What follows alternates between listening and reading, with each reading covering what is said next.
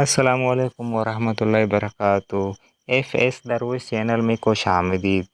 ایک چھوٹی ویڈیو کے ساتھ میں حاضر ہوں۔ ایک خاتون ایک مولوی صاحب کے پاس گئی۔ مولوی صاحب کوئی ایسا تعویذ لکھ دیں کہ میرے بچے رات کو بھوک سے نہ رویا کریں۔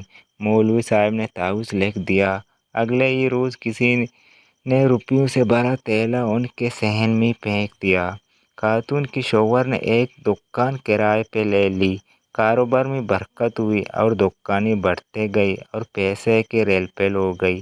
ایک دن خاتون کی نظر ان پرانے صندوق پر پڑی جس میں انہوں نے تعویذ کو محفوظ رکھا تھا۔ جانے مولوی صاحب نے تعویذ میں کیا لکھا ہے؟ تجسس میں اس نے تعویذ کو کھول ڈالا۔ لکھا تھا، جب پیسے کی ریل پیل ہو جائے تو سارا پیسہ تجوری میں چھپانے کی بجائے کچھ پیسے ایسے گھروں میں ڈال دینا جہاں رات کو بچوں کی رونے کی آوازیں آتی ہوں۔